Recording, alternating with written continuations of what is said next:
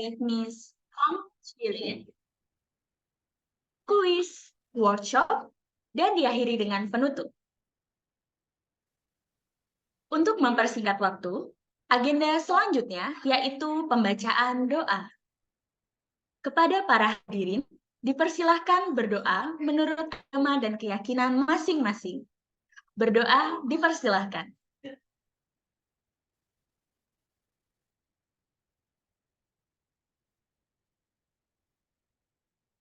Tiada kata akhir dalam doa.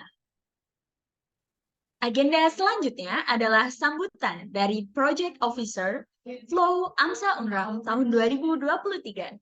Saudari Melo Sita Hasana, waktu dan tempat dipersilahkan.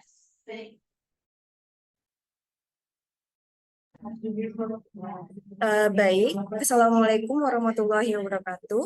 Om Swastiastu, Shalom, Namo Buddhaya. Selamat siang, salam sejahtera untuk kita semua. Segala puji bagi Allah Subhanahu wa Ta'ala yang telah memberikan nikmat dan juga kesehatan sehingga kita dapat berkumpul dalam kesempatan kali ini dalam keadaan sehat. Tidak lupa sholat serta salam saya hantarkan kepada Nabi Muhammad Sallallahu Alaihi Wasallam.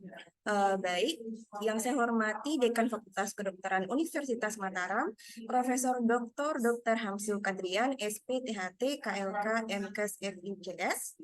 Yang saya hormati Dr. Rifana Holidah, MSc, selaku Pembina AMSA Unram.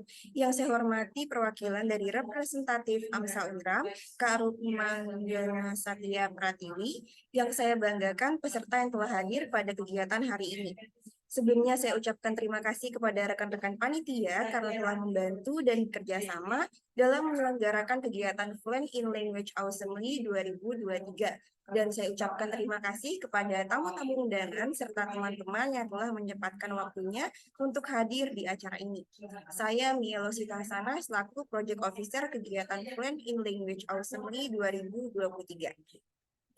Jadi Fluent in Language Assembly ini merupakan program kerja baru dari Divisi RNA AMSA Unram yang bertujuan untuk memberikan bekal bahasa asing kepada anggota AMSA Unram, khususnya delegasi yang hendak mengikuti kegiatan di luar negeri.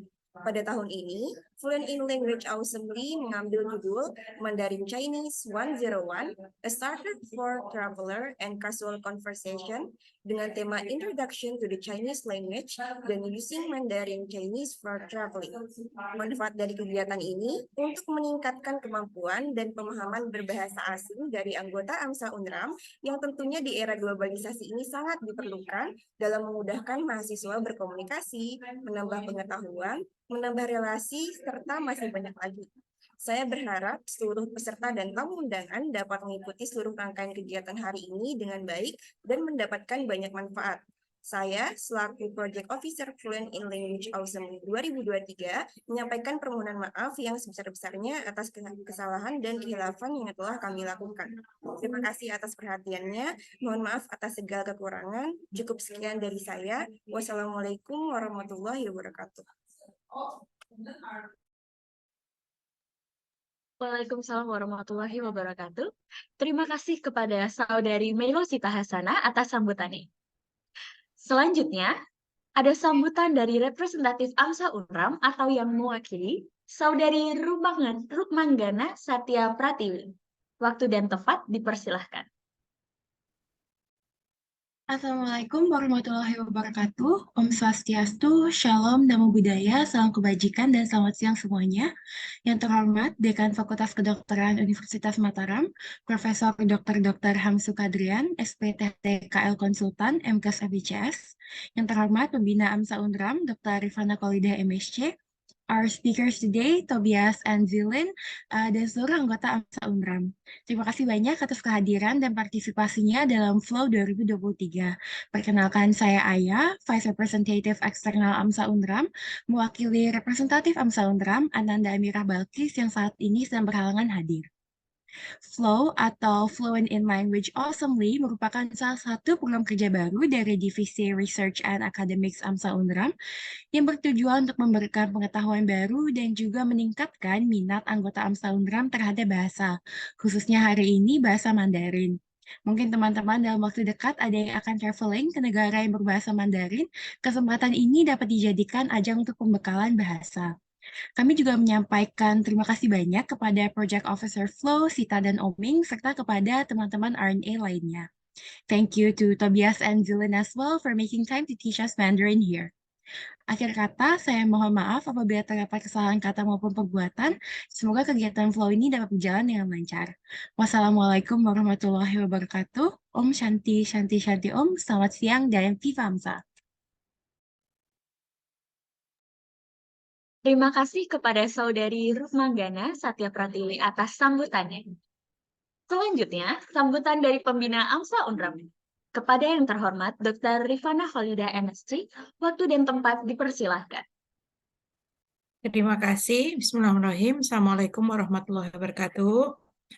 Yang saya hormati Bapak Dekan Fakultas Kedokteran, Profesor Dr. Hamsu Kadrian, SPTHT, KLK, MKes, FICS, yang saya hormati juga representatif AMSA Unram atau yang mewakili dan juga Project Officer Flow, Fluent in Language Assembly. Alhamdulillah pada kesempatan siang hari ini adik-adik bisa mengikuti sebuah acara untuk meningkatkan kemampuan adik-adik berbahasa Mandarin. Dan seperti kita tahu, bahasa Mandarin ini sekarang sudah banyak dijadikan sebagai salah satu bahasa ofisial ya di beberapa negara.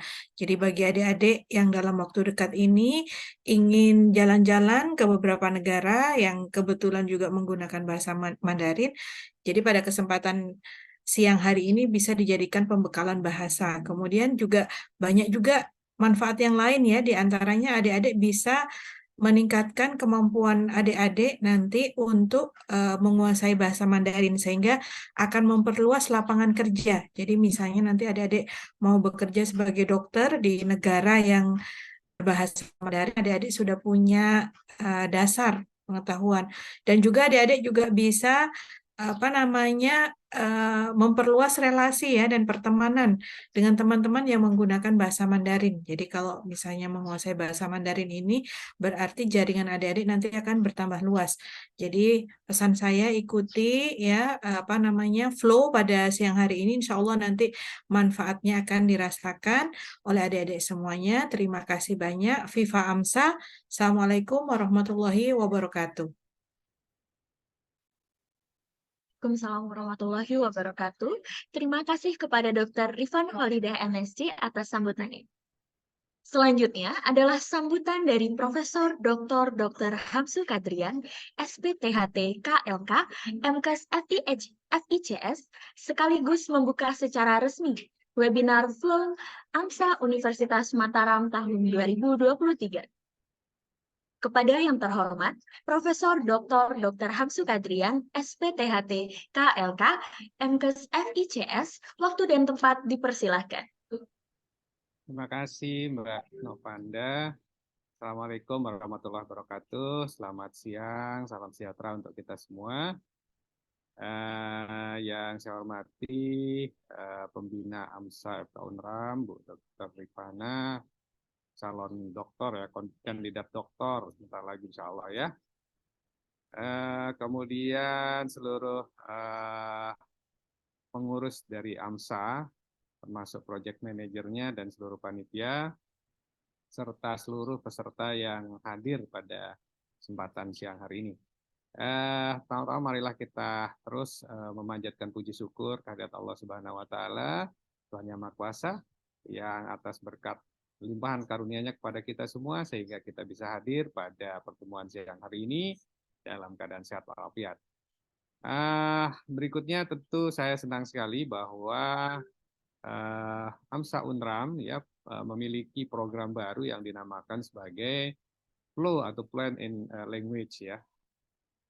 Saya kira ini adalah program terobosan yang sangat baik dan saya kira memang ke depan jika kita lihat perkembangan dunia belakangan ini bahwa negara Cina memang akan terus mendominasi, akan semakin mendominasi di berbagai sektor kehidupan kita.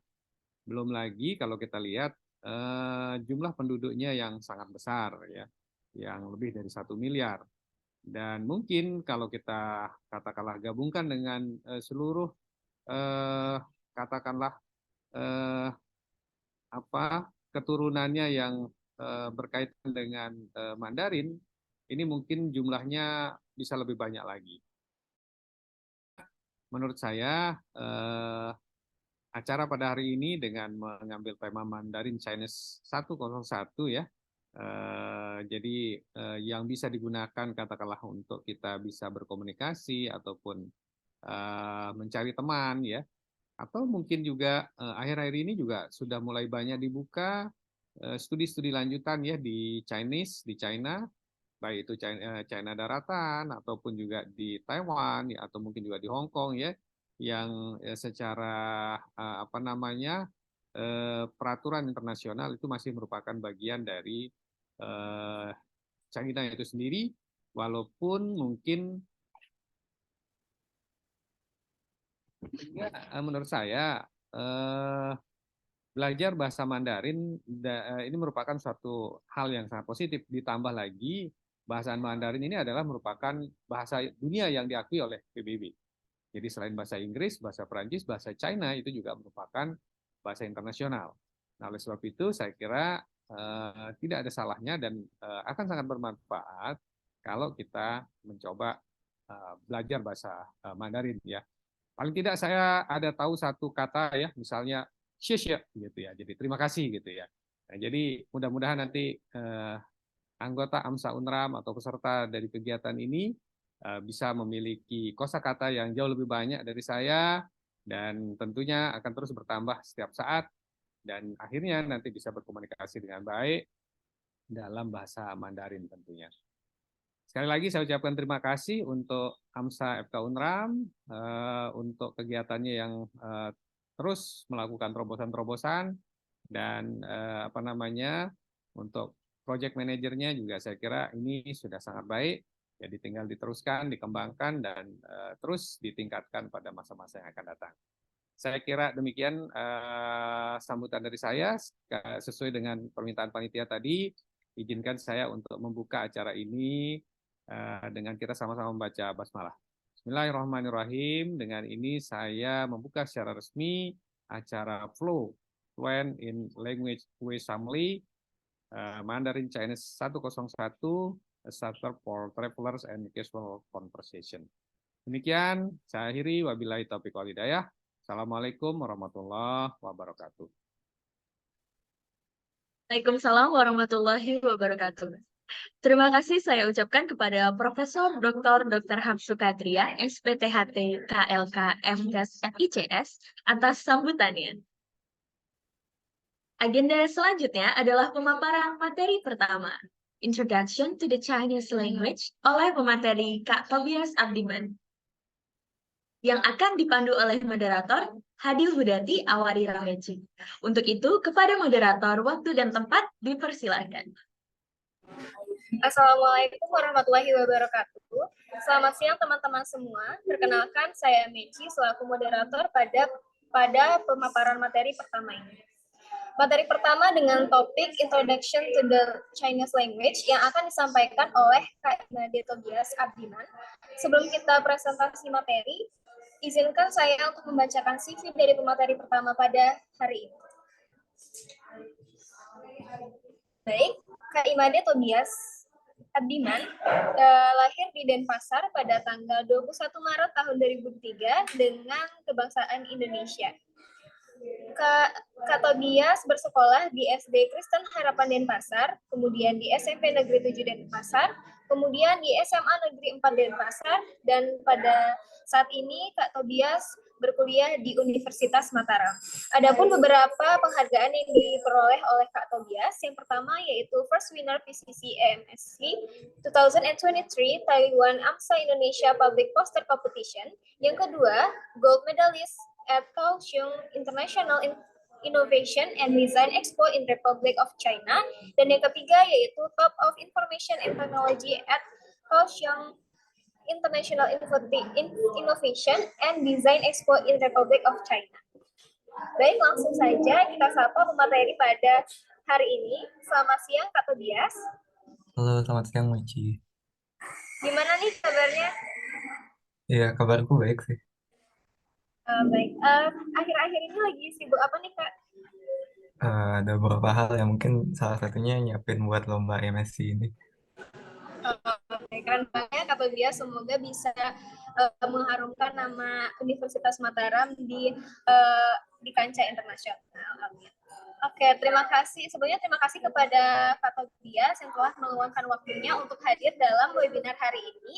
Baik, pada kesempatan kali ini kita akan membahas terkait tema Introduction to the Chinese language. Untuk mengefisiensikan waktu, saya persilahkan kepada Kak Tobias untuk menyampaikan materi yang pertama.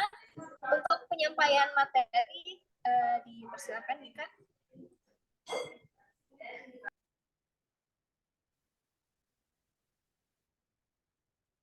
Terima kasih banyak, Meci. Mungkin materinya bisa dibantu share screen ya?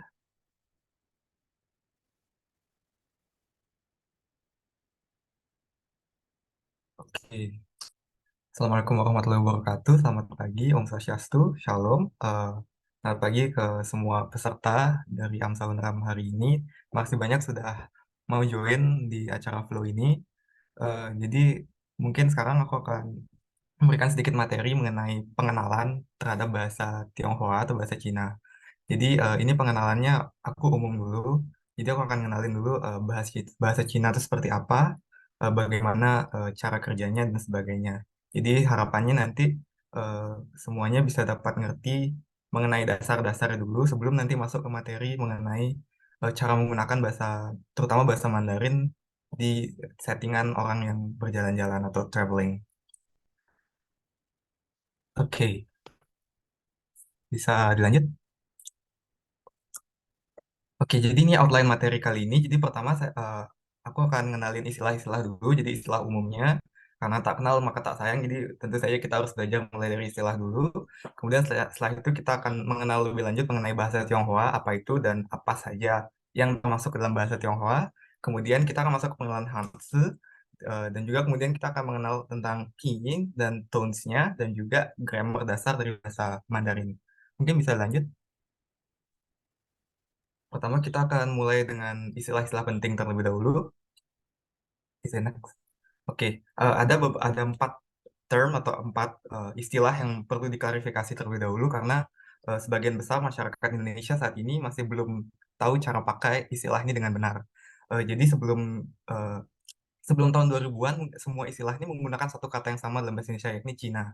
Namun sejak pemerintahan Presiden SBY sendiri saat ini sudah menggunakan kata-kata yang baru untuk merujuk kepada beberapa hal yang terkait dengan bahasa Cina. Yang pertama itu kata Tionghoa, di mana Tionghoa ini merujuk pada etnis atau kebudayaan Tionghoa. Jadi kalimatnya contohnya barongsai adalah tari-tarian Tionghoa. Kemudian yang kedua adalah Tiongkok. Tiongkok ini merujuk pada negara Tiongkok, artinya negara Cina. Seperti misalnya saya tahun depan akan pergi ke Tiongkok. Jadi Tiongkok merujuk pada Cina atau nama resmi negaranya Republik Rakyat Tiongkok. Kemudian bahasa Tionghoa atau bahasa Cina. Bahasa Tionghoa ini merujuk pada bahasa yang dituturkan terutama di wilayah Tiongkok daratan. Dan bahasa Tionghoa ini sendiri tidak terdiri dari satu bahasa saja, dan dia itu terdiri dari beberapa dialek yang nanti akan kita kenali lebih lanjut di sesi berikutnya. Dan kemudian yang sering dipakai sendiri yaitu salah satu dialek yang paling sering digunakan adalah dialek bahasa Mandarin. Jadi sebenarnya bahasa Cina dan bahasa Mandarin itu berbeda ya. Karena bahasa Mandarin sebenarnya adalah salah satu dialek dari bahasa Cina. Karena bahasa Cina sendiri ada banyak dialeknya. Mungkin itu istilah yang harus diklarifikasi terlebih dahulu. Mungkin saya next. Baik, masuk ke pengenalan terhadap bahasa Tionghoa terlebih dahulu. Jadi bahasa Tionghoa ini adalah sekumpulan dialek. Artinya dia terdiri dari banyak bahasa yang dituturkan sebagian besar di daratan Tiongkok, yakni yang kita lebih kenal dengan Cina, kemudian daerah Sinofon lain seperti Pulau Taiwan, kemudian di wilayah Asia Tenggara seperti di Singapura, Malaysia, Brunei, dan juga di Indonesia banyak digunakan. Dan ini bahasa Tionghoa sendiri merupakan bahasa yang paling banyak digunakan di seluruh dunia, dia peringkat 1 melebihi bahasa Inggris. Dan bahasa Tionghoa sendiri dia itu katanya disusun oleh karakter yang terdiri dari 20.000 lebih karakter yang mensimbolkan masing-masing satu kata. Dan kemudian terdapat 4 tones atau 4 nada yang digunakan dalam bahasa Mandarin dan juga jumlah penutur penutur native atau penutur bahasa ibu dari bahasa Mandarin ini adalah sekitar 1,19 miliar orang. Jadi sangat banyak. Kalau kita ingat mungkin jumlah orang di seluruh dunia ini ada 7 miliar, di 1 dari 7 orang di seluruh dunia ini bisa bahasa Mandarin. Jadi sangat penting untuk bisa bahasa Mandarin ini atau bahasa Tionghoa secara umum. Dan belajar bahasa Mandarin sendiri bisa memberikan kita akses atau bisa membuat kita uh, mengerti atau bisa berbicara dengan 20% dari penduduk di seluruh dunia. Jadi cakupannya sangat luas. Apalagi kita mengingat bahwa saat ini negara seperti Tiongkok, Taiwan ini sangat pesat perkembangannya dari sisi teknologi, medis, dan juga ilmu pengetahuan. Jadi kita benar-benar penting untuk belajar ini agar kita bisa berbicara dan terkoneksi dengan orang-orang di sana. Jadi next.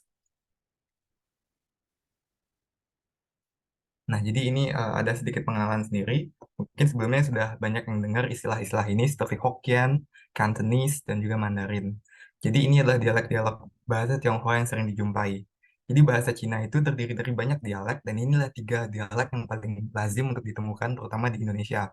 Hokkien sendiri ini adalah dialek yang banyak digunakan di wilayah Provinsi Fujian di Tiongkok, dan juga oleh banyak perantauan Tionghoa di Indonesia, karena sebagian besar perantauan di Indonesia ini adalah orang-orang keturunan Hokkien dari Provinsi Fujian.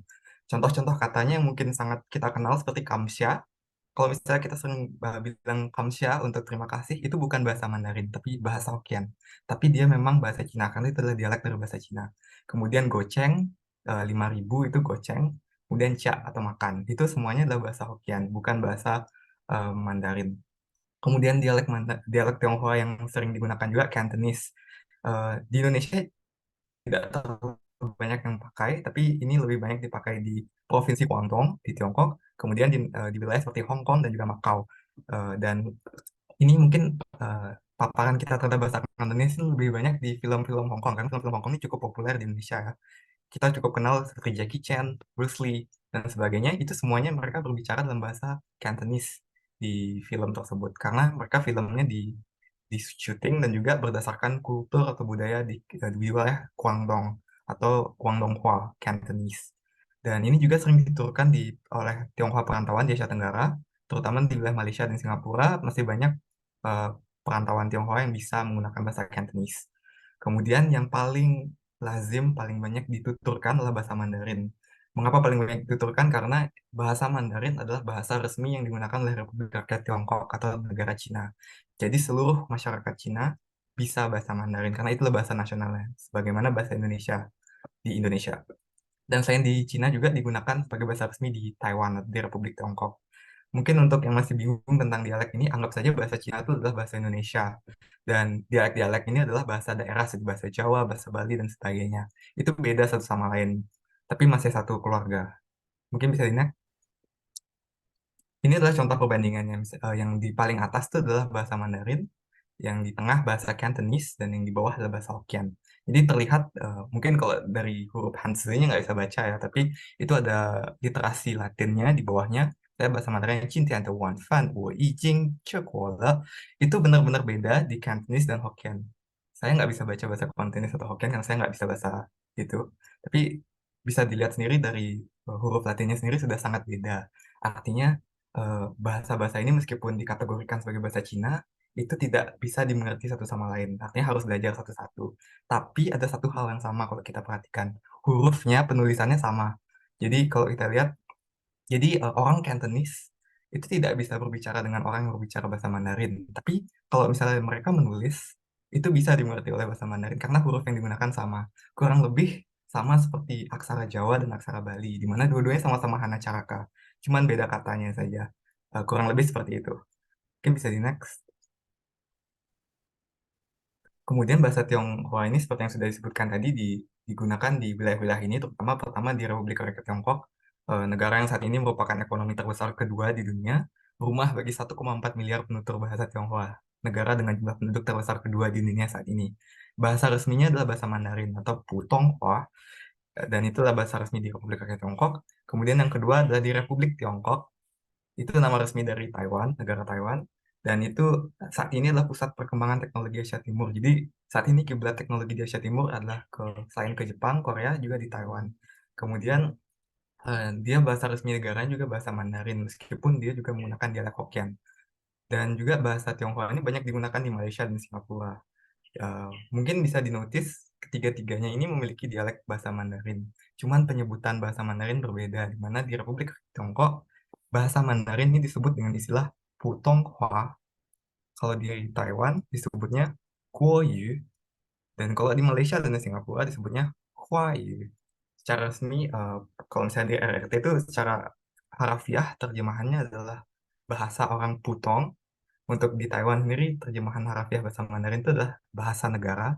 Dan untuk di Malaysia dan Singapura sendiri adalah bahasa orang Tionghoa. Tionghoa. Jadi mungkin itu adalah perbedaan yang harus diperhatikan. Karena beda-beda. Jadi apa maksud saya ngasih tahu ini sekarang? Artinya bahasa Tionghoa ini meskipun sama, itu ada aspek kultural dan politik yang harus dilihat juga. Artinya kita ketika jalan-jalan ke suatu negara, misalnya ke Tiongkok atau ke Taiwan, tetap harus melihat konteks politik dan budayanya sebelum kita berkomunikasi agar lebih baik lagi. Mungkin itu bisa lanjut. Baik, selanjutnya kita akan masuk membahas tentang Hanzi. Jadi bisa lanjut. Hanzi ini adalah huruf Mandarin atau huruf Cina. Ya, kalau misalnya kita tahu, itu istilahnya Hanzi. Jadi kalau huruf Jepang itu kanji, huruf Tionghoa itu namanya Hanzi. Dan mungkin pertama kita harus ingat dulu gimana cara kita membaca dan mengartikan bahasa Indonesia sebagai perbandingan. Jadi kalau bahasa Indonesia itu kan pakai huruf Latin ya. Huruf Latin itu satu huruf itu melambangkan satu cara baca. Jadi huruf A itu dibaca A, I itu dibaca I, R itu dibaca R. Jadi ketika A, I, R digabung jadi air. Dan ketika tiga huruf ini digabung, dia membentuk satu kata. Satu kata ini akan memiliki arti. Jadi air ya artinya air. Begitu. Bisa di next. Sedangkan kalau di bahasa Cina atau bahasa Mandarin itu, satu karakter itu melambangkan satu suara. Jadi misalnya ini adalah karakter yang digunakan untuk mendeskripsikan air. Jadi air dalam bahasa Mandarin itu adalah shui, dan itu dilambangkan dalam satu karakter ini saja. Jadi tidak seperti bahasa Indonesia menggunakan huruf-huruf untuk membentuk suatu kata, dia satu kata itu melambangkan satu satu satu hal. Dalam hal ini shui itu artinya air. Dan bisa di next. Kenapa bisa begitu? Jadi sebenarnya bahasa Mandarin ini adalah bahasa piktogram. Huruf Hanzi ini adalah huruf piktogram. Jadi dia itu berasal dari dulu di zaman dulu di Tiongkok itu orang-orang memperhatikan lingkungan sekitarnya. Misalnya ini dalam mendeskripsikan air mereka memperhatikan sungai. Jadi awalnya mereka akan menggambar seperti sungai ini yang di sebelah kotak paling kiri. Seiring perkembangan waktu mereka semakin berubah gambarannya dan akhirnya terbakukan dalam bentuk Hanzi yang modern saat ini. Jadi ini adalah evolusinya. Jadi itulah sebabnya kenapa setiap karakter tuh memiliki satu kata sendiri. Jadi mungkin itu untuk cara kerja huruf Tionghoa. Memang agak sulit untuk dimengerti, mungkin bisa ditelan dulu nanti seiring berjalan semoga bisa semakin ngerti. Bisa di next. Nah, sedangkan untuk yang lebih kompleks, misalnya air dingin. Dalam bahasa Indonesia, untuk ketika kita mendeskripsikan suatu air yang suhunya dingin, kita akan menambahkan kata baru yakni dingin kan di belakangnya. Sedangkan untuk bahasa Tionghoa tidak berbeda jauh, dia akan menambahkan satu karakter lagi. Dingin dalam bahasa Tionghoa itu adalah, dalam bahasa Mandarin itu adalah leng. Jadi untuk mendeskripsikan air dingin, maka kita akan menyebutnya dengan leng shui. Dan kita menulisnya hanya dengan dua karakter ini saja. Ini adalah karakter, yang hijau itu adalah karakter untuk dingin, dan yang biru adalah karakter untuk air. Jadi bacanya leng shui, artinya air dingin. Baik, bisa di next. Kemudian untuk lebih kompleks lagi, kita membentuk suatu kalimat. Tadi baru membentuk frase. Sekarang kita akan membuat sebuah kalimat. Saya mau air dingin. Jadi saya itu dalam bahasa Mandarin, ya mungkin kita sudah tahu, wo. Kemudian mau tuh yao, yao. Kemudian air dingin itu tadi udah kita pelajari sama-sama, leng shui. Jadi wo itu diwakilkan oleh karakter yang ada di paling kiri.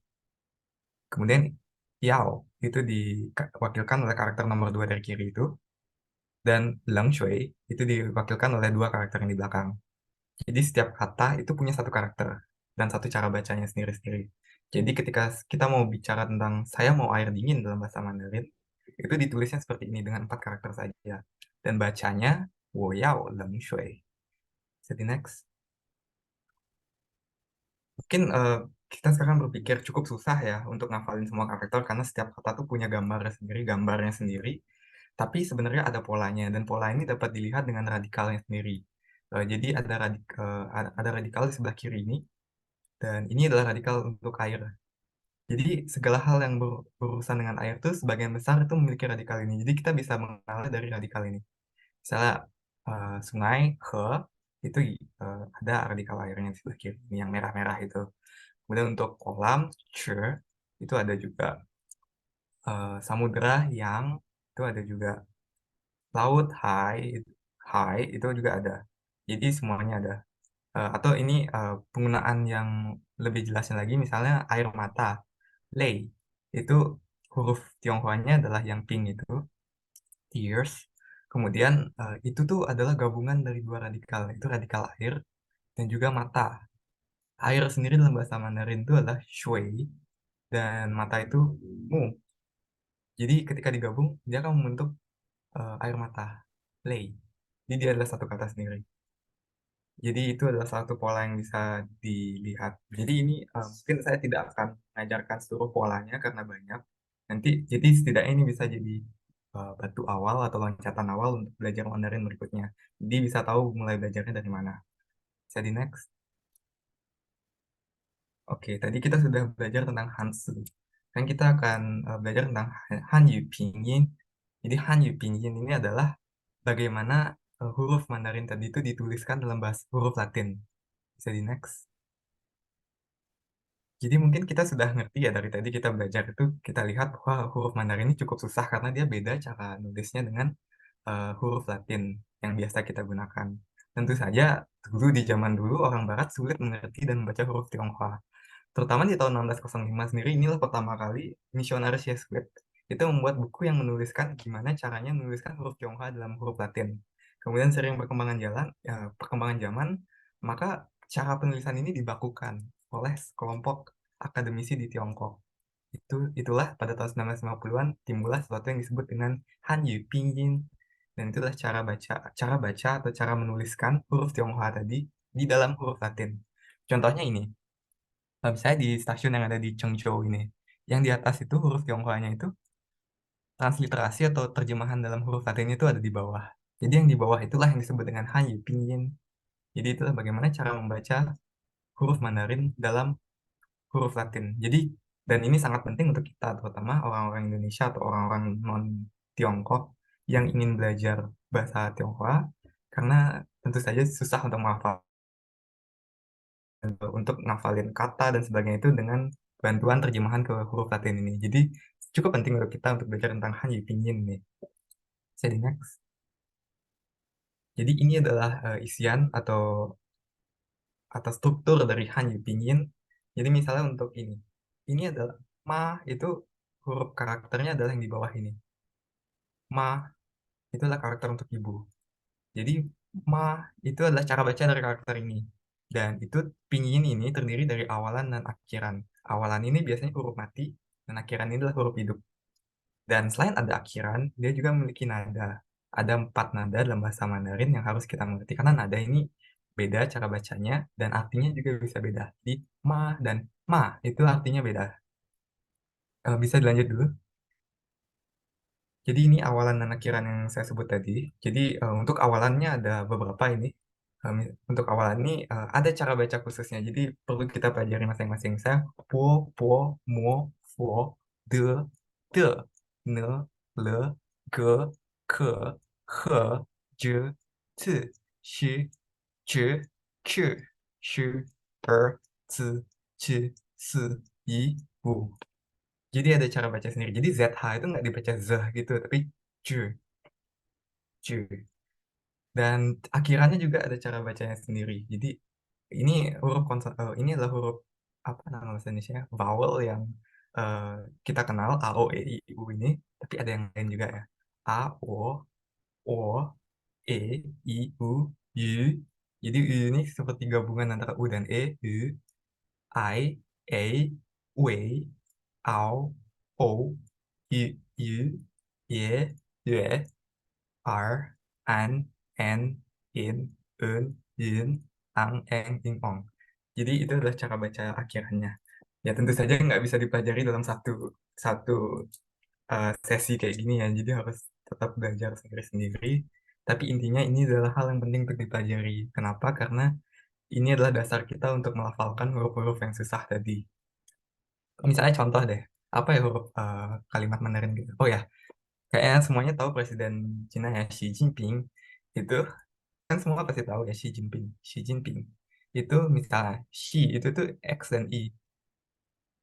Ya udah kita gabungnya X dan I. Dengan tone-nya apa? Tone-nya adalah naik. Jadi Xi, kemudian Jin, itu adalah gabungan dari awalan J dan IN. Yang nomor dua, yang nomor ini. Nomor 2 dari kiri, 3 dari atas. In. Jin. Dengan tone-nya turun, kemudian Ping dengan tone yang naik. P, P dengan ing.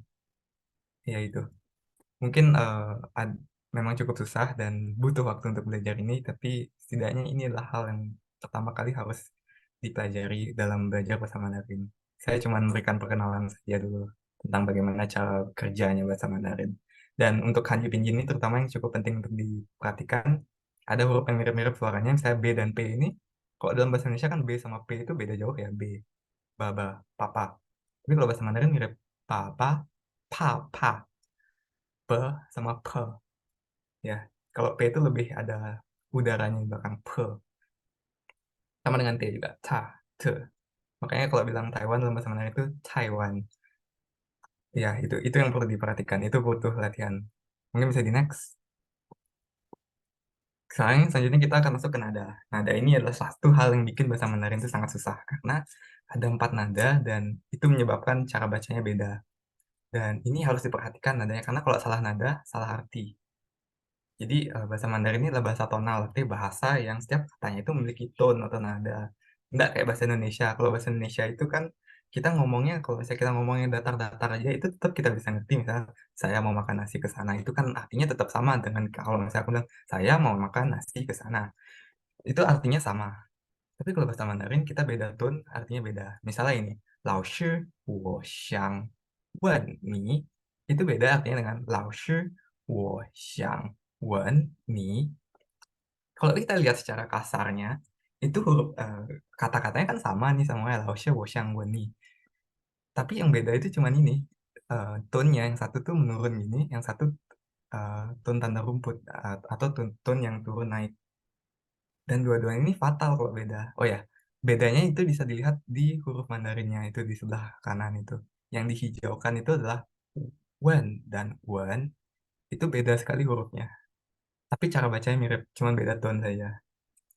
Nah, ini cukup fatal karena Lao shi wo xiang wen ni itu artinya bisa di next. Guru saya mau bertanya, Lao shi wo xiang wen ni, maaf. Saya juga keselimput jadinya. Sedangkan kalau yang lagi satu, Lao shi wo xiang wen ni, itu artinya bisa di next. Guru saya mau cium kamu. Jadi kan artinya sangat beda jauh ya kalau misalnya kita cuma salah wen sama wen gitu aja. Jadi ini pentingnya untuk belajar nada dalam bahasa Mandarin. Bisa di next. Nadanya itu ada 4. Yang pertama tuh nada tinggi datar. Itu saya pakai contoh ma. Jadi itu tinggi datar. Mungkin bisa dicoba juga masing-masing. Ma itu tanda tinggi datar. Kemudian ada yang naik ma, ma itu tanda yang kedua. Ma itu kayak nanya, ma kamu di mana gitu. Ma gitu. Kemudian yang ketiga ini menusuk dalam ke bawah kemudian naik ma, ma dan itu panjang ya. Jadi bedanya sama ma yang tadi cuman kayak naik dikit ma, kalau ini ma. Kemudian yang keempat nih dia kayak dari atas tiba-tiba turun jatuh ke bawah. Ma, itu kayak kamu marah sama mamamu. Ma, kok gitu sih? Gitu. Ma, gitu. Itu untuk tone yang keempat. Sekali lagi, tentu saja kita tidak bisa mengerti tone ini dalam satu kali waktu aja ya, butuh latihan juga. Saya juga kadang-kadang masih keselimput untuk 4 tone sini. Jadi itu, ada 4 tone. Ma, ma, ma, dan ma. Bisa di next. Oke, tadi kita sudah bahas tentang tones atau nada bicara dalam bahasa Mandarin. Dan kita langsung masuk ke grammar dasarnya atau cara menyusun kata. Bisa di next. Seperti biasa, sama-sama kayak Hansu tadi, kita bandingkan dulu dengan bahasa Indonesia ya. Mungkin kalau kita masih ingat pelajaran SMP, SMA, bahasa Indonesia itu gimana grammarnya? Itu subjek, predikat, objek, keterangan.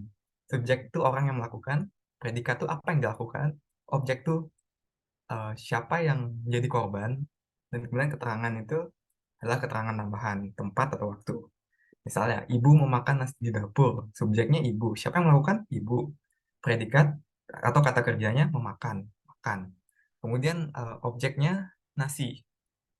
Nasi, kemudian keterangannya tempat di sini. Di mana ibu makan nasi? Di dapur. Jadi gitu cara menyebutnya. Kalau kita mau mendeskripsikan ibu yang sedang makan nasi di dapur, kita menulisnya dengan ibu memakan nasi di dapur. Subjek, predikat, objek, keterangan. Dan ini juga bekerja ketika kita mau nanya. Misalnya, Radit. Radit ini kita nggak tahu dia ngapain di hutan. Jadi kita nggak tahu kata kerjanya apa. Jadi kita ganti kata kerjanya dengan kalimat tanya. Radit sedang apa di hutan? Jadi kalimat tanya ini dimasukkan ke tempat predikat dan itu artinya tetap ada. Radit sedang apa di hutan? Artinya kita tidak tahu predikatnya apa. Kita tidak tahu kata kerjanya Radit apa. Dan itu jadi kalimat tanya. Sama juga misalnya subjeknya kita nggak tahu. Orang yang nanya nggak tahu. Kita ganti subjeknya dengan kata tanya orang. Siapa dimarah petugas? Siapa itu kata ganti subjek yang kita nggak tahuin tadi. Dimarah itu adalah kata kerjanya. Petugas objeknya. Siapa yang ngemarahin? Itu. Jadi itu adalah cara kerja dalam bahasa Indonesia ya. Jadi sedikit mengingat. Siapa tahu lupa cara nyusun kalimat dalam bahasa Indonesia. Jadi next. Nah, kalau bahasa Mandarin nggak beda jauh. Cuman keterangannya di tengah. Subjek, keterangan, predikat, objek. Dan untuk detailnya lagi, keterangan waktu, baru keterangan tempat. Jadi contoh kalimatnya, ini kalimat bahasa Indonesia ya, tapi aku susun dalam gimana orang dalam bahasa Mandarin itu nyusun kalimatnya. Jadi kalau agak aneh ya jelas, karena ini susunannya pakai susunan bahasa Mandarin. Kalau kita mau deskripsikan, dia itu jam 11 tuh main bola di rumah. Itu kita bilangnya kalau bahasa Mandarin itu, dia jam 11 di rumah bermain bola. Dia itu subjek, jam 11 itu keterangan waktu. Di rumah itu keterangan tempat. Bermain itu predikatnya atau kata kerjanya. Objeknya sepak bola. Bisa di next. Ini adalah gimana cara nulisnya dalam bahasa Mandarin. Jadi dia itu dalam bahasa Mandarin itu ta. Hurufnya seperti ini. Kan jam 11. Jam 11 tuh shi tian. Shi tian. Kemudian di rumah, di itu sai. Rumah itu ja, ja. Dan juga kemudian bermain itu bahasa Mandarinnya ti, ti. Dan kemudian sepak bola tuh zuju, zuju. Jadi untuk membentuk suatu kalimat itu kita tinggal gabungin ini. Subjeknya siapa? Dia. Keterangan waktunya kapan? Jam 11. Kemudian tempatnya di mana? Di rumah. Lagi apa? Main. Objek yang dimainin apa? Sepak bola.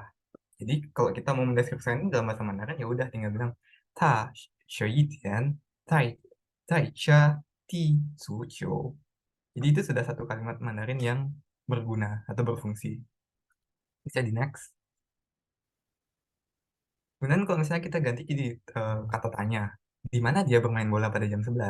Jadi kan kita nggak tahu tempatnya di mana, keterangan tempatnya di mana.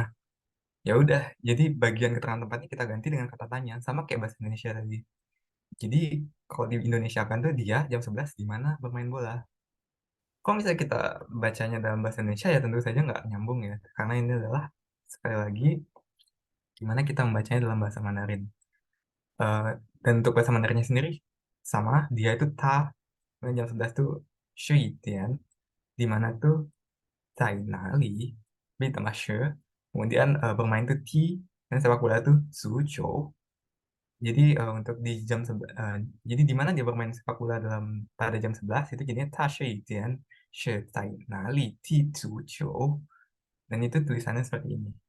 Jadi basically grammarnya seperti itu. Nanti tinggal diganti-ganti aja. Misalnya keterangan waktunya nggak tahu kapan dia main, tinggal ganti keterangan waktunya jadi pertanyaan tanya untuk waktu kapan.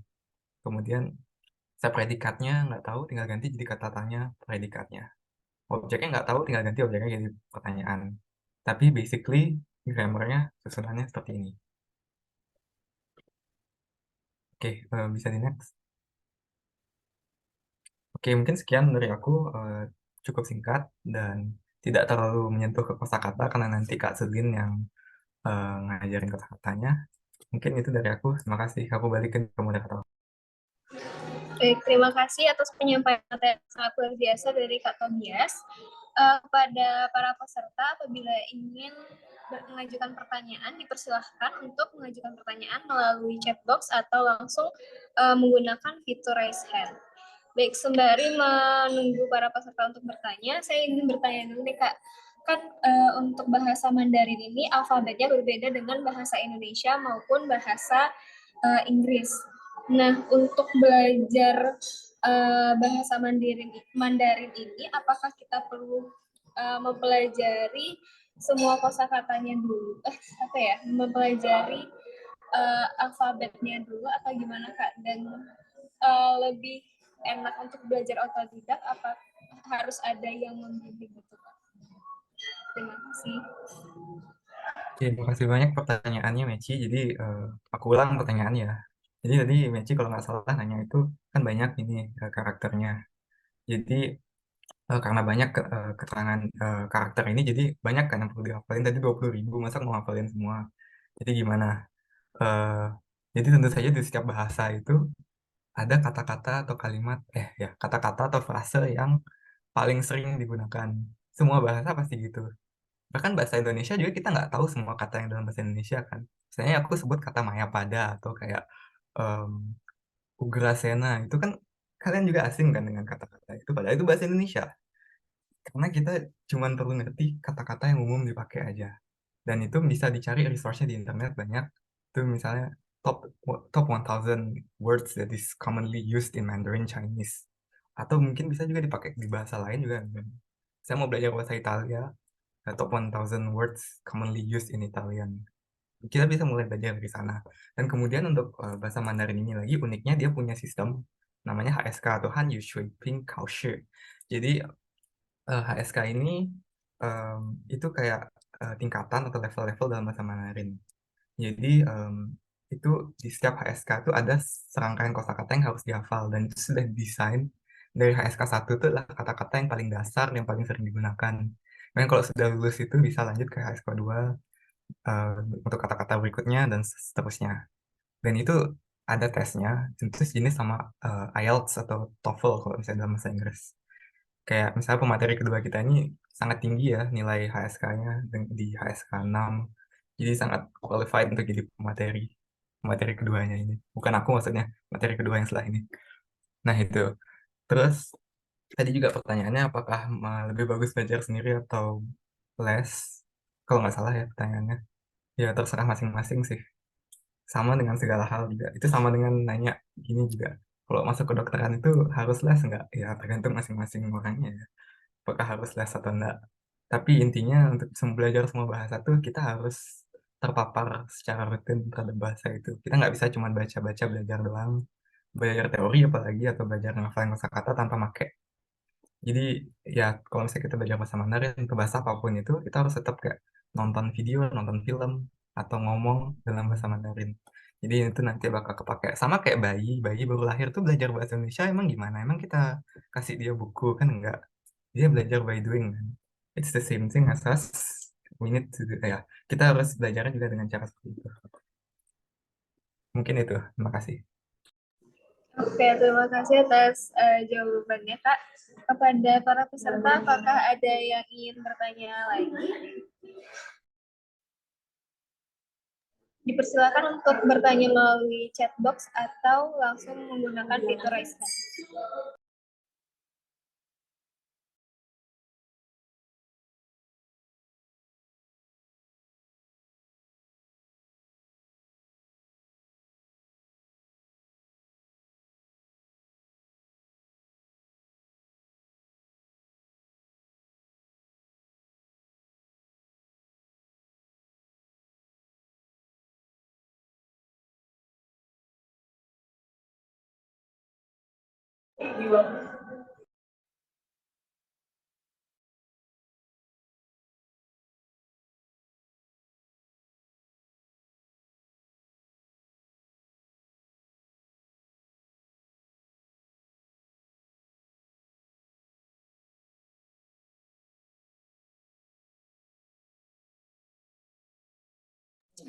Kepada para peserta, apakah ada yang ingin bertanya lagi?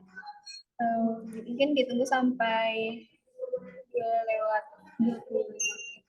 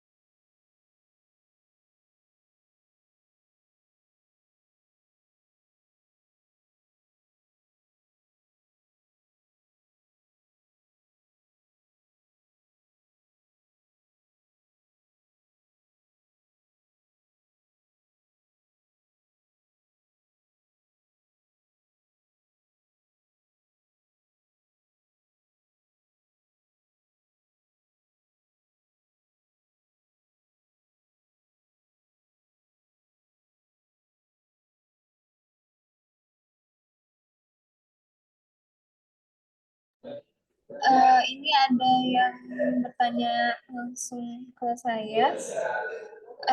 Kalau angka dalam bahasa Mandarin itu bagaimana, Kak? Dan ini ada pertanyaan kedua, sudah berapa lama belajar bahasa ini? Mungkin bisa langsung dijawab, Kak. Untuk langsung jawab ya. Untuk pertanyaan pertama tuh untuk angka ada hurufnya sendiri juga. Jadi ya sama seperti kata lain, setiap angka itu juga punya eh, hurufnya sendiri. Mungkin angka Mandarin mungkin udah cukup sering juga ya. Iya, Samstes Ugu, Liao, Cita, Joshe. Itu kayaknya udah cukup sering diajarin di Indonesia ya.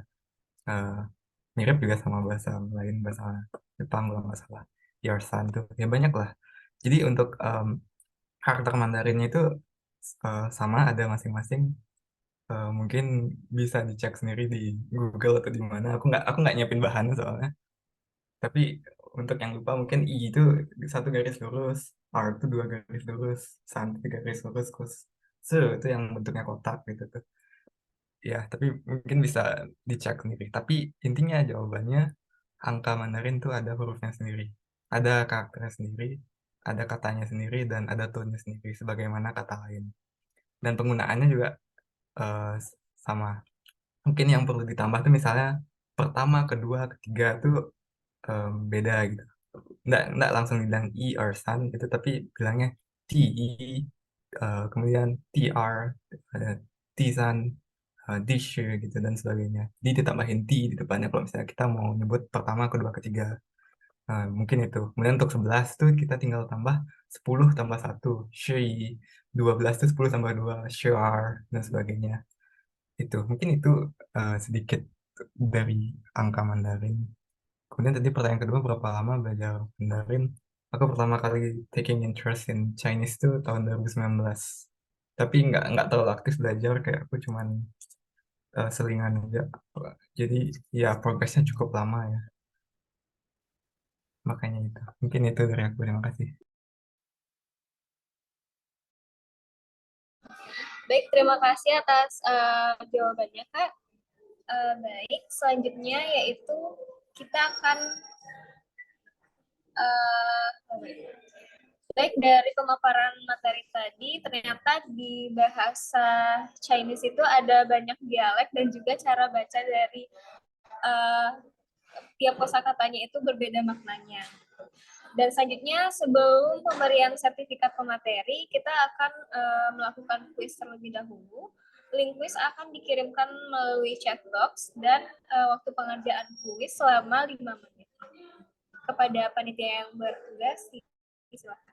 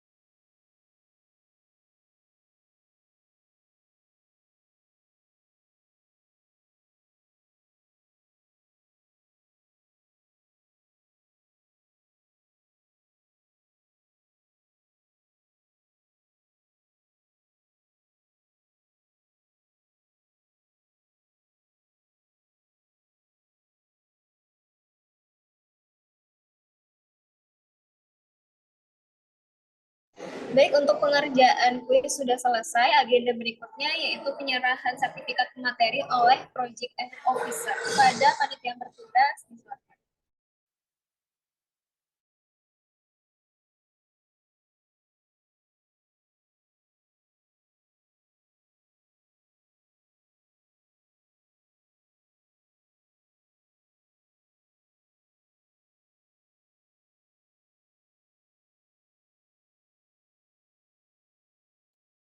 Baik, siap ya.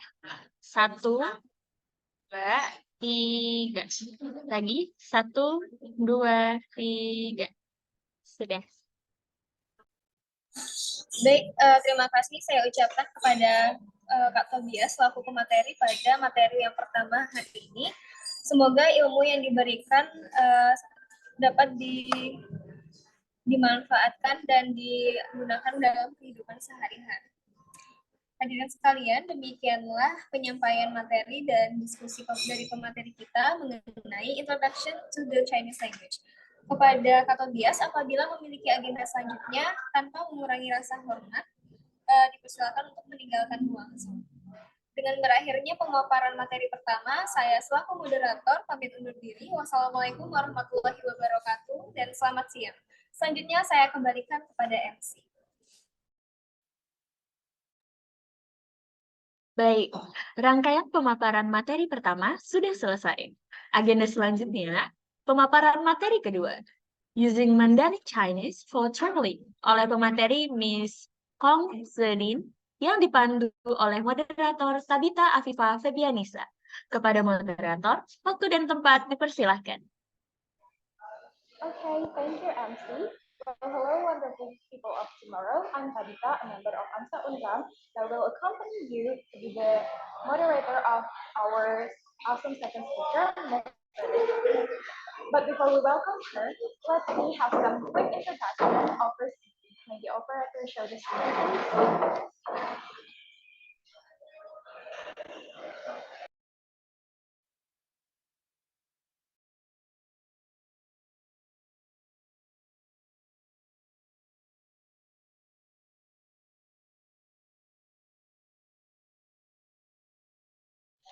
Okay, thank you. So here's the CV of Ms. Lily. Her full name is Kong Zilin. She was born in Ipoh, February the 3rd, 2002, and she's from Malaysia, our neighbor country. And for the education details, she's graduated from Sekolah Jenis Kebangsaan Cina Gunung Hapat and Sekolah Menengah Kebangsaan Gunung Hapat. And now she's a student in University Tunku Abdul Rahman, Malaysia.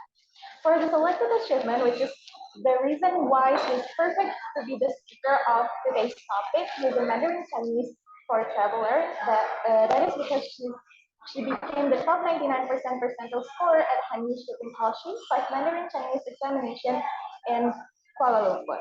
Okay, that's all for the introduction. Maybe now we can welcome our amazing second speaker, Ms. Yelin. Hello, Ms. Yelin. Hi, thank you for the introduction. Good morning, good afternoon, everybody. I hope you've been having a good afternoon. Before I start, I would like to apologize that I'm using English for this presentation because I can't really speak Malay language, even though I stay in Malaysia for like my entire life, because my school has been using English to teach and my Malay has been a little bit rusty, even though I would very much like to speak in Malay, but I just can't, so I have to speak in English. I apologize for that. So let's get started with our talk. I'll be sharing my screen.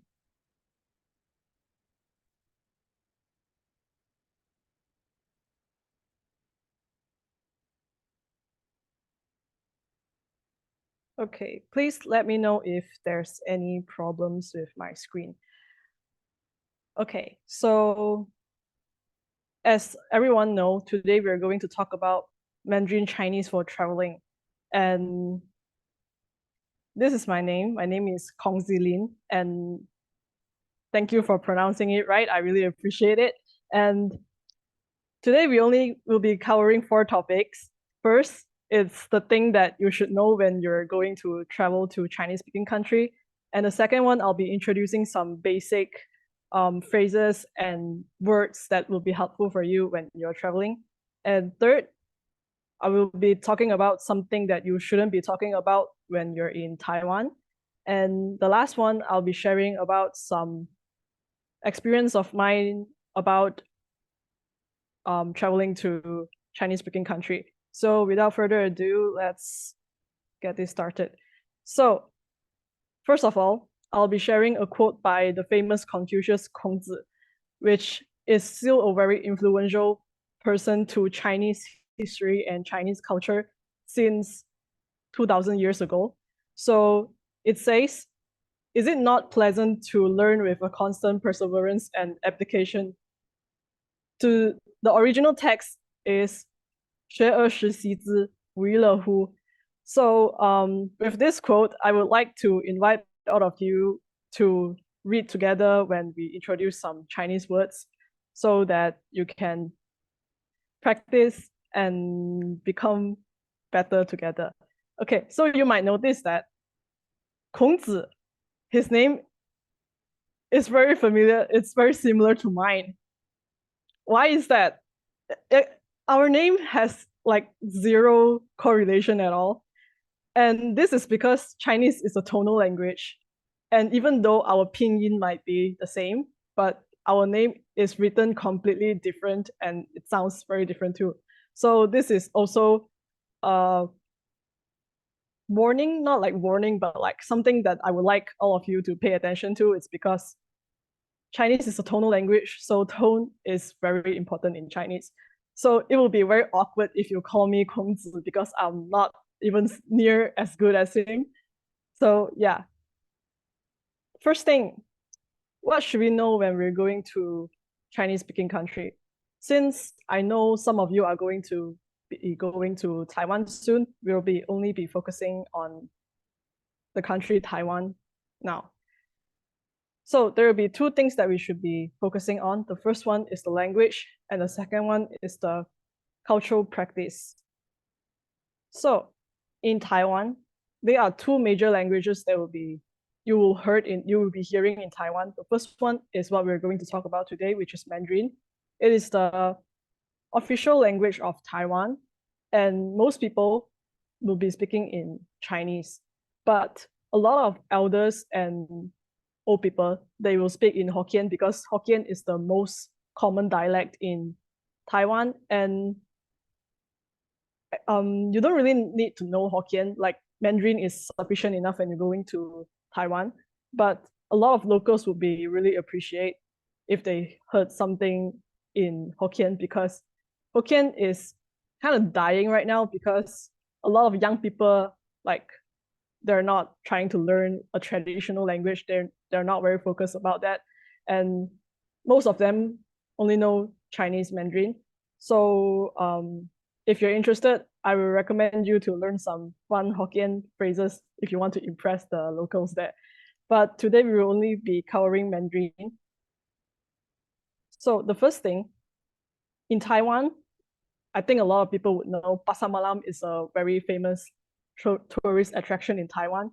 And so I think if you want to get local Taiwan food, souvenirs, Pasar Malam is a very good place to go. And in Taiwan, usually they would just eat right there in the Pasar Malam because there will be tables and chairs for you to sit right there, even though it's very crowded, but that's the fun part, right? You can join in with the culture and just experience the most Taiwanese experience ever is to go Pasar Malam because you can eat local food with local people. So that is that. And the second one is there's a lot of Chinese temples in Taiwan. If you are going to visit Chinese temples, please dress modestly and respectfully because first, we are visiting other people's countries, so we have to be respectful to other people's beliefs and cultures. And since the temple is a very sacred place for them, try not to be very loud there because usually when you go to Chinese temples, they are very, very quiet. The third one is an interesting one, which is the escalator etiquette. This is interesting because unlike the rest of the world, like Singapore, usually when we are taking escalator in Singapore, you will be walking on the right instead of the left, and the left side would reserved for people standing on the escalator. But in Taiwan, it's the other way around. If you are going to stand, you will be standing on the right side instead of the left. So please pay attention to that. And the last one, it's some Chinese taboos, which is Taiwanese is they respect their elderly very much. And please do not treat elderlies there badly. I believe all of you won't, but it's just that Taiwanese, they really respect their elders. And next, when you're eating with chopstick, do not stick your chopstick inside the rice, because in Chinese, when we visit our relatives' graves, we will put the incense on like a bowl, and then the incense will be like that. So if you put your chopstick inside your rice, it will be reminded, the people will be reminded that the incense of their relatives. So it's a very disrespectful thing to do in front of them, because they might think that you are wishing them death. So please do not do that. It's a very big taboo in Chinese culture. Moving on to the words part and the phrases part, I would like to invite you guys to read along with me once again. So these are some very basic words that you can use while you're in Taiwan. The first one is 谢谢, which means thank you. 谢谢. And the second one is 对不起, which means sorry or minta maaf. 对不起. And the third one is 不好意思, which means excuse me. Or when you're trying to stop someone and you want to ask something, you can just tell them 不好意思. Yeah, it's a very common word to use in Chinese language. So you walk up to someone and you want to tell them, excuse me, and you can just say 不好意思. And the fourth one is 请, which means please or tolong or sila. So when you want to ask someone something, asking, as mentioned by Toby just now, ask is 问. So if you want to ask someone in a polite way, you can add 请 in front, which will become 请问. It will be like, may I ask you? Yeah. So 请 is a very important word because it adds a more polite way to say the sentence. Yeah. So the last one is 再见, which means selamat tinggal. But if you think 再见 is a little bit too hard to read, you can just say bye bye, which is literally a borrowed word from English, which means bye bye. So you can just say bye bye in Chinese. It's correct too. The next one is yes, which is 是的. 是的. It means yes. And on contrary of that is 不是, which means not. So this word here, 不 means no. So if you add the word 不 in front of a lot of verbs or adjectives, it will become a negative meaning to it. For example, like beautiful in Chinese is called 美丽. If you add a 不 in front of that, it will become 不美丽, which means not pretty. Yeah. So same case here is 对, which means correct. If you want to say it's incorrect, you can say 不对. So the next two is very useful for everyone, because if you know these two words, when you go to a restaurant and order, you can just point at the menu and say 这个这个, which means like you want this, and they would understand what you want to say. So 这个 which means this, 这个. Or if you want that, which is something far away, you can say 那个. Like you want to ask something far away, like what is that? You can say 那个是什么? So how do we ask question in Chinese, especially when you're traveling? Asking for directions is a very crucial thing. So I have made it very simple. It's like a formula.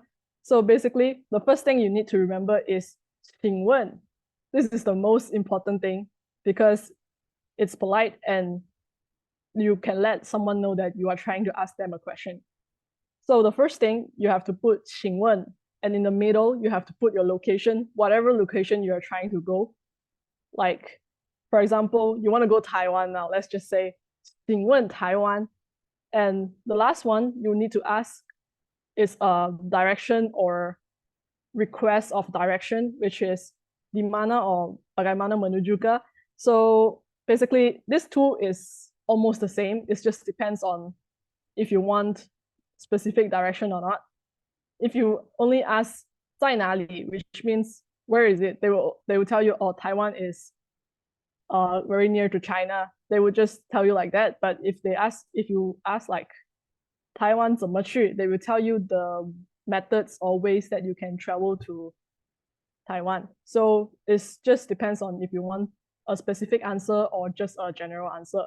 So how do we ask question? For example, we want to ask, where is the bus station? So 请问客运站在哪里? So the same things goes to everything. If you want to go toilet, which is the most important thing, you would say 请问洗手间怎么去? Or 请问洗手间在哪里? They're the same thing. So the most important thing you need to know is 请问 and these two phrases. In the middle here, you can just insert any location, like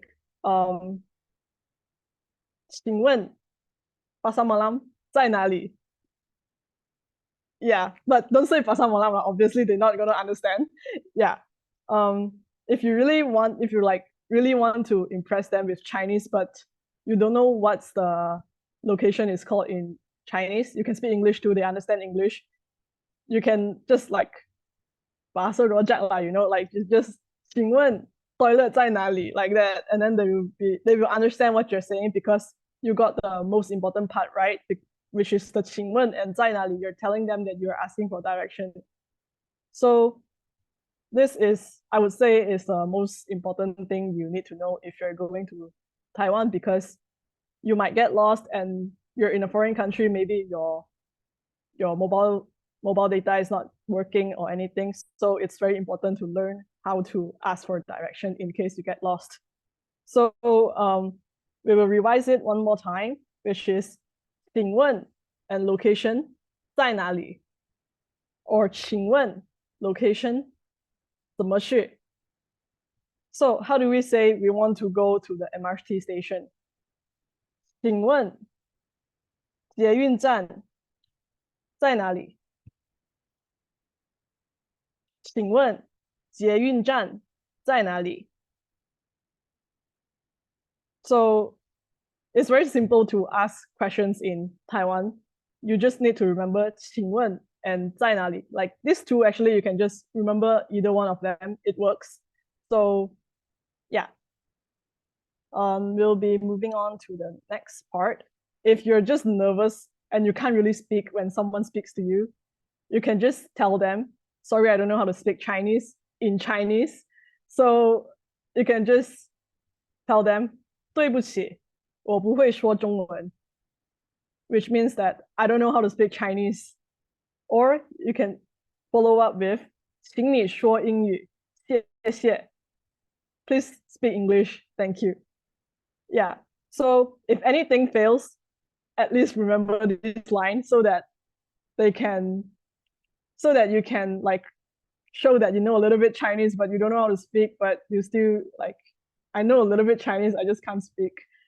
Yeah, like, to be honest, we all know that Chinese is a very hard language to learn. So even if you just know a very simple phrase like 谢谢, we will be impressed too, because we know that even though the 谢谢 is very simple to us, you may already put a lot of effort in it. So any Chinese word in general, you would impress like the Chinese speaking people, because we know like we were maybe born in a Chinese speaking family and Chinese is our mother tongue. So Chinese doesn't come that hard for us. But as a foreigner that learns Chinese as a second language, it is very challenging. So yeah, we are very easily impressed when someone speaks Chinese to us, even though they might just say 对不起，我不会说中文. It's already very impressive. So let's do this again. 对不起，我不会说中文。对不起，我不会说中文。请你说英语，谢谢。请你说英语，谢谢。Now moving on to the third part, which is the things or topics that you shouldn't be mentioning when you're in Taiwan. The first one, obviously, no matter what country you go, do not criticize their political situation or their country's issue, because we are outsider and that's not our position to criticize anything about their country. And the second thing is that we will not be talking anything bad about their religion or their beliefs, because we are traveling to that country. Obviously, we need to be respectful to them. And it's not good to criticize other people's beliefs. Even though it might be kind of a culture shock when you go to Taiwan, because it may be a little bit different. But let's just embrace that, because we are traveling to a different country. It's very beautiful to learn about other people's culture. And with that being said, we shouldn't be criticizing some culture that we think is out of our normal knowledge, or their festivals or their traditions. Let's just embrace and respect their culture, because we have to respect other people's culture when we are traveling. And the last part, which is some experiences that something that I noticed or I observed while being in a Chinese speaking country. So a lot of countries speaks Chinese. So in China, as we all know, is the largest country and largest Chinese speaking country, and Chinese is their official language, and so obviously there will be a lot of people speaking Chinese there. And Taiwan too, a huge number of people are speaking Chinese there, and even in Malaysia, there are also a lot of people speaking Chinese. But interestingly, all these three countries, their Chinese is slightly different. And I'm not talking about the accent. The accent is very, very different. It's very distinct. Like you can just tell where they are from by just listening to their accent. It's like English, like British accent, American accent. Like you can just tell the difference by listening to them. And not just that, same as English, like UK and US English too, like tomato, tomato. But in Chinese, there are a lot of different words that, like, for example, we talked about MRT station just now, which is called 捷运站 in Taiwan. But in China, it'll be called 地铁站. So it might sound like completely different, like 地铁站, 捷运站 is completely different stuff. Or like bus station in China, bus station 站, but in Taiwan it will be 客运站. So it's completely different, but they mean the same thing in context. But if you go to China and you tell them where is the 客运站, they will say like, what is 客运站? Because they don't speak that in local language. So it's very important to know the difference when you're traveling to different Chinese-speaking countries because some vocabulary might be different, even though they are all speaking Chinese. And this is what makes Chinese a very beautiful language, because each small country or region will have slight different variations to the Chinese language due to the dialects and culture. And some Chinese, like for example, Malaysian Chinese, we even mixed a lot of Malay words and English words into our Chinese. For example, in Malay, sharing is called kongsi, right? And in Chinese, when we say we want to share something, or you can gongsi with ta, which is borrowed word from Malay, kongsi, and in Chinese we say gongsi. It's definitely not a formal word in Chinese, but it's because we speak Malay here, and then the people from the previous generation, they borrow word from Malay, and it slowly turns into like that. That's still a lot of examples like that. So Chinese culture is a very amazing thing because it has a very long history and thick background mixed with a lot of different culture. So it is a very appreciable language and culture. And I'm very happy that all of you are interested in learning Chinese, and I hope that you guys would have a good time while you're in Taiwan, and you guys can use something that you learned from the session today. So with that being said, I conclude my speech. Thank you very much. Okay, thank you so much for your awesome presentation, Mr. Lin. Now we can continue to the Q&A session.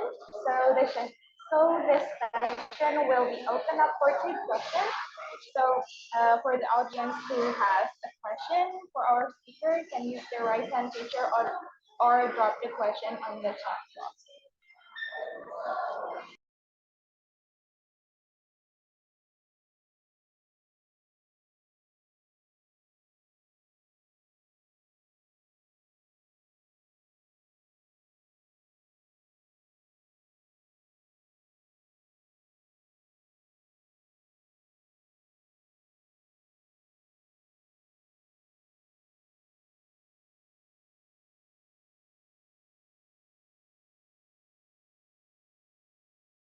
Okay, so there is a question in the chat box, but it's an anonym.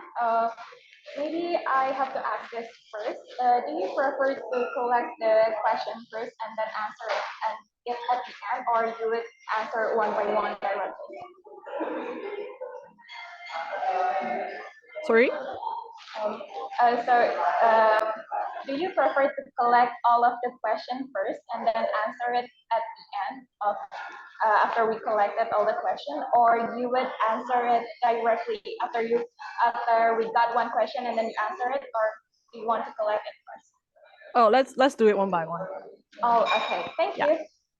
So there is some question. There is a question in the chat box that sent only to me because it's an anonym. So here's the question. For us in Indonesia, we hardly find people who speak Mandarin Chinese. And then how is the tips for us to be fluent in Mandarin Chinese when it's really when we have really minimum exposure to Mandarin Chinese? Maybe that's it for the first question. Maybe you can answer it. Okay.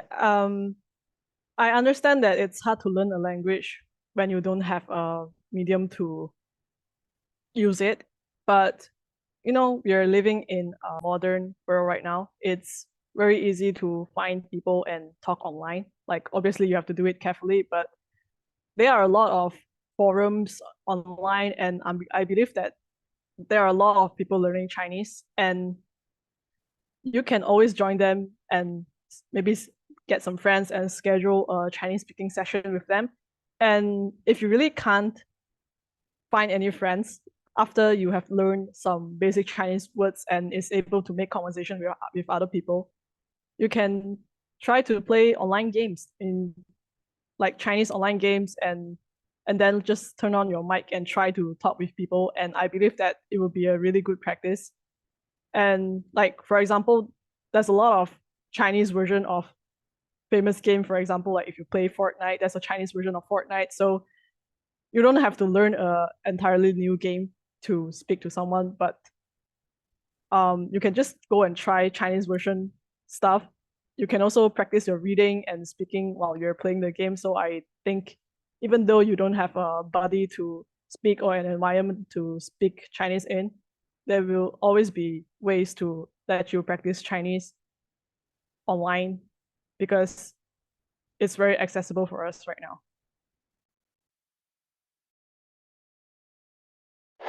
Okay, thank you for your answer. Maybe we can go to the next question. So here's the question from Vivi. So in the presentation, you said that there are two languages, which is Chinese and Cantonese. And so if we go to a country who speaks Mandarin Chinese, does it mean that we can only use Mandarin Chinese or we still can use Cantonese too? Maybe that's the question. The thing is, Cantonese is basically a dialect, and Cantonese are mostly used in Hong Kong and Macau and only there, and also like some Chinese provinces like Guangdong, Guangzhou, they use Cantonese too. But other than that, those countries like Taiwan, they don't really speak Cantonese, and China in general doesn't really speak Cantonese too unless they're in those provinces. But so I would say like if you want to speak to Chinese people or going to Chinese countries, it will be the best to start with Chinese first, because once you know Chinese, it's easier for you to explore other dialects because they are all from the same branch. So it will be easier for you to understand, because to understand a dialect, you have to learn about the Chinese characters too. And as Toby mentioned just now, the Chinese characters are the same throughout all the dialects. So I would say if you want to learn Cantonese or Chinese, or you want to use Cantonese in the future, learn Chinese first, then explore other dialects, and you can try to find places to speak the dialect. Like Malaysia, actually, a lot of people in Malaysia speaks Cantonese. I myself grew up in a country that speaks Cantonese. And almost everybody in my area here speaks Cantonese. So if you don't want to travel too far to practice your Cantonese, you can always come to Malaysia, because a lot of Chinese people actually speak Cantonese here. So I would say if it's not Chinese, like Chinese is the main, Chinese Mandarin is the main language that most Chinese people would talk. But for Cantonese, like Cantonese, Hakka, Hokkien, those are just minor prefectures or regions that speak them. Yeah. Okay, thank you. Maybe there is one more question. It's from Nana. So the question is, in your opinion, is Mandarin Chinese hard or easy to learn? And are there many native speakers speak English too, maybe in Chinese or something? So maybe that's all the question. You can answer it. Okay, thanks for the question. And like I personally would say that if I was not born in a Chinese-speaking country, Chinese would be very hard for me to learn. But at the same time, I have seen a lot of people that has successfully learned Chinese on their own without going to school. I think that it's very hard to learn in the beginning. Chinese is a hard language to start with because unlike Japanese or Korean, you can just learn their alphabets, or like Japan, we have katakana, hiragana. So if you can just learn the reading, and then you can basically read 90% of the words, even though you don't understand what the meaning is. But for Chinese, since every character is individual, like just now, for example, when we say 对不起 or 谢谢, you can see like there's no correlation between two words. They all look differently. And you can't tell what the meaning is by just looking at the words. I would say the hard part of learning Chinese is to learn the Chinese character and not the pronunciation. It's hard to learn how to write and how to read Chinese. Even as a kid, for us, we spent a long time learning how to write and read Chinese too. We would write the same character over and over again just to memorize how the character is written. But after that, I would say once you get some basic words of Chinese, it will be very easy for you to learn, because after that, you have enough vocabulary in you. You don't really have to go to the dictionary and check the word to know the reading, because we have Chinese, we have radical and the body part, right? Sometimes if you just look at the body part, even though the radical is different, you can get the reading correctly, because the words that have the same body might just sound the same. So I would say that Chinese is a rare language to start with. Like it's very hard in the beginning, but once you get past the beginning and learn a few words, it will be much more easier than other languages, because Chinese actually has very minimal grammar. So that's one less thing to worry for. Yeah. And yes, a lot of Chinese actually speaks English nowadays. Okay, thank you so much for all of your answers. And the next agenda, maybe we can continue to the next agenda, which is quiz time. So for all of the audiences, can take the quiz through the link that will be sent through the chat box.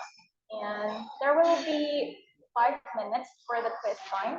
Start from, wait.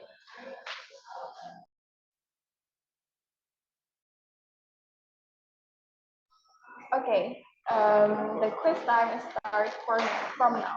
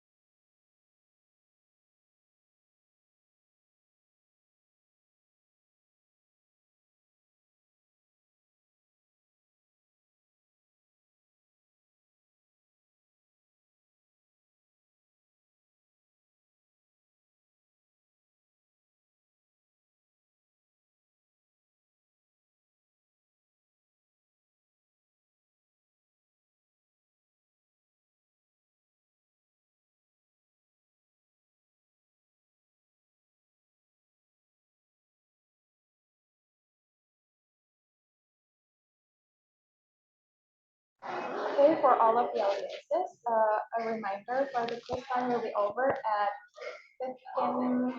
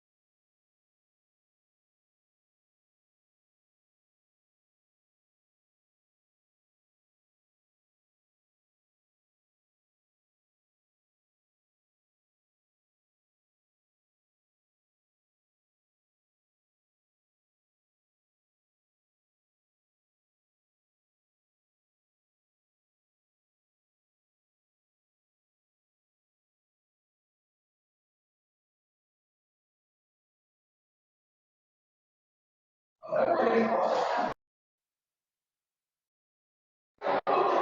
it's over for the quiz time. For the next agenda is the workshop, which is in this workshop will be awesome chance for people or for the audiences who want to try to speak Mandarin Chinese will be directly guided by Ms. Celine. And it's open for one audience who want to try it. Maybe anyone who wants to try it can use the raise hand feature.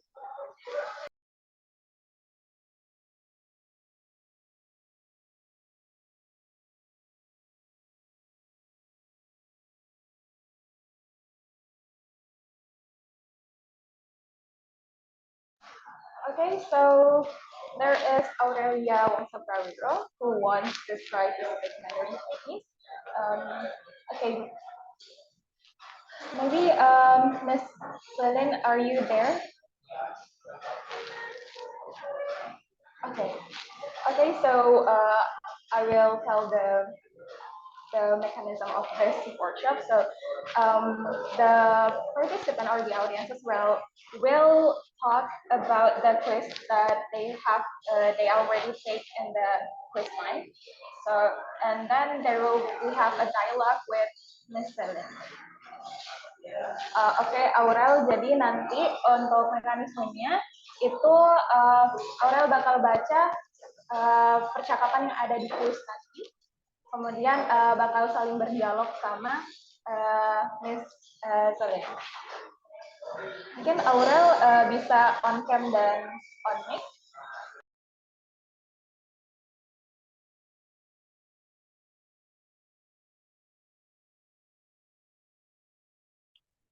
Terima kasih banyak Tabita atas kesempatannya. Thank you so much, Miss Celine Kong.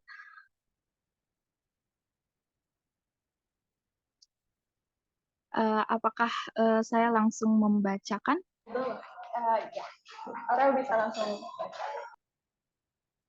Baik, saya mohon izin membacakan hasil kuis yang tadi.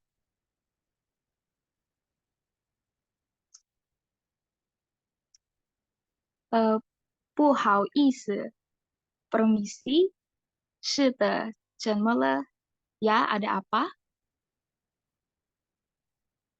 kemudian 我想尿尿 洗手间在哪 saya mau pipis kamar mandinya di mana oh 在那边 oh di sana kemudian nomor selanjutnya 好的谢谢 baik terima kasih 这里有点脏也许隔壁 di sini agak kotor mau ke sebelah 请你说英语谢谢 hah tolong bicara dalam bahasa Inggris 我更喜欢说中文 aku lebih memilih berbicara dalam bahasa Mandarin kemudian nomor selanjutnya 对不起我不会说中文 maaf saya tidak bisa bahasa Mandarin 问题是我不会说英语 masalahnya saya tidak bisa bahasa Inggris kemudian untuk nomor terakhir 没关系谢谢 tidak apa-apa terima kasih 没问题 tidak masalah sekian dari jawaban yang tadi saya jawab terima kasih Oke, terima kasih Aurel. Mungkin tolong tetap on cam dulu. And for Ms. Celine, is there any correction for Aurel? I think she did really great. Like, yeah, I'm surprised at how good she is. It's really good, except for like a little bit inconsistency in the tone, but that's not a problem at all. It's completely understandable, and if I can if I've never seen this person and I'm just listening and I can 100% understand what you're talking, so I think you did a really good job. Have you learned Chinese before? It doesn't seem like you are like a complete beginner. Like, Have you speak Chinese before? Yeah, actually, I learned Chinese when I was in primary school and junior high school. Ah, that's amazing. So thank you so much. Oh my Good job, good job. Okay, maybe that's all for the workshop. And now we're at the end of the second topic, using Mandarin Chinese for traveling. And now, thank you so much.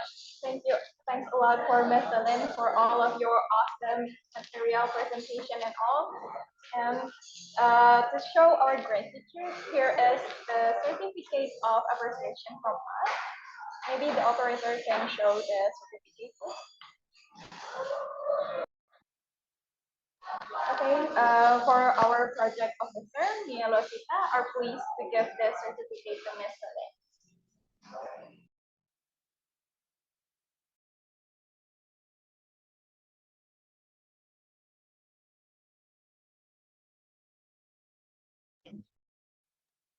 Okay, I'll take a picture. In 1, 2, 3. Once again. 1, 2, 3. Okay. Okay, thank you so much. So this is the end of the second material. And for Ms. Celine, thanks a lot. And if you have any agenda after this, without lowering our respect, you may leave the Zoom. Okay, that's all from me as a moderator of the second topic. I'm sorry if there is so many mistakes in my pronunciation or something, and I will give it back to the MC.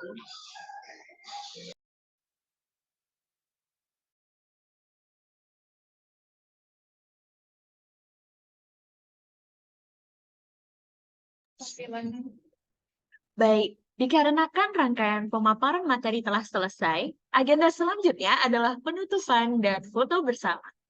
Sesi foto bersama akan saya pandu bersama dengan panitia yang bertugas. Baik, apakah panitia sudah siap? Siap. Oke. Akan saya pandu untuk slide pertama. Boleh senyum atau gaya bebas, boleh.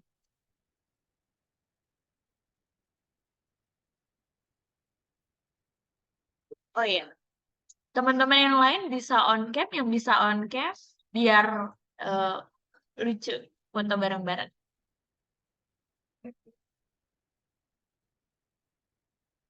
Saya hitung mundur dari 5, 4, 3, 2, 1. Oke. Boleh difoto ya, Mas Bro. 1, 2, 3. Slide selanjutnya. 1, 2, 3. Terima kasih. Oh, lagi. Oke, gaya Amsa deh. Last. 1, 2, 3. Alana kan?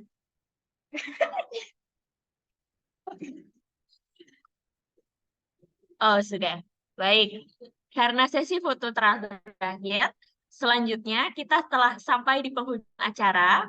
Terima kasih kami ucapkan kepada narasumber yang telah memberikan materi, serta para peserta yang telah menyimak acara Fluent in Language Awesomely 2023, Mandarin Chinese 101, A Starter for Travelers and Casual Conversation. Semoga ilmu yang telah diberikan pada hari ini bermanfaat bagi kita semua, serta dapat diaplikasikan di kehidupan sehari-hari. Saya mewakili seluruh panitia yang bertugas, mohon maaf apabila terdapat kesalahan kata ataupun kekurangan pada pelaksanaan acara hari ini. Saya Novanda Adila Putri Pambudi, pamit undur diri. Wassalamualaikum warahmatullahi wabarakatuh. Om Shanti Shanti Shanti Om. Shalom, selamat sore. Kepada para peserta, dipersilakan untuk meninggalkan ruangan Zoom ini. Terima kasih. Terima kasih teman-teman RNA. Good job. Terima kasih, Kak. Terima kasih, Kak. Terima kasih. Yes, yes.